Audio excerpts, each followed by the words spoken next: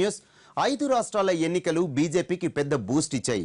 Elections కు ముందు మిత్రపక్షాలతో కలిసి 12 రాష్ట్రాల్లో అధికారంలో ఉన్న బీజేపీ ఇప్పుడు ఆ సంఖ్యను 15కు పెంచుకునే అవకాశాలున్నాయి. రాజ్యసభ ఎన్నికలతో పాటు రాష్ట్రపతి ఎన్నికల్లో కూడా బీజేపీకి అడ్వాంటేజ్ కనిపిస్తోంది. యూపీ విజయంతో తమకు కావలసిన అభ్యర్థిని రాష్ట్రపతిగా ఎన్నుకునే సౌలభ్యం బీజేపీకి లభించింది.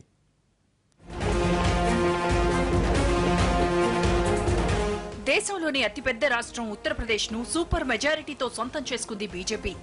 అక్కడ 15 ఏళ్ల వనవాసం ముగిసిందని మోడీ వ్యాఖ్యానించారు. యూపీలో ఓ పార్టీకి ఇంత భారీగా సీట్లు రావడం 3 దశాబ్దాల తర్వాత ఇదే ప్రథమం. యూపీ ఎన్నికలు బీజేపీ ఆత్మవిశ్వాసాన్ని బాగా పెంచాయి. పంజాబ్ ను కోల్పోయినా అది తమ తప్పిదం కాదని, అకాలీ సర్కారుపై ఎప్పటినుంచో వ్యతిరేకత ఉందని బీజేపీ నేతలు చెప్పుకుంటున్నారు. పైగా మణిపూర్, గోవాల్లో కూడా బేరసారాలు తమకే లాభిస్తాయన్న అంచనాతో ఉన్నారు కమలనాథులు.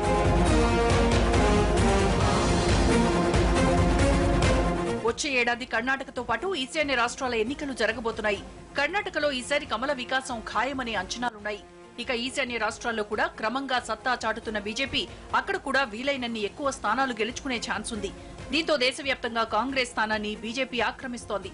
2019లో కూడా బీజేపీకి ఎవ్వరూ పోటీ ఇవ్వలేరని, ప్రతిపక్షాలు 2024 ఎన్నికల గురించి ఆలోచించాలన్న ఒమర్ అబ్దుల్లా వ్యాఖ్యలు మోడీ సత్తా ఏంటో చాటి చెబుతున్నాయి. ప్రస్తుతం దేశంలో మోడీని ఢీకొట్టగలిగే నేత ఎవరూ కనుచూపు మేరలో కనిపించడం లేదు.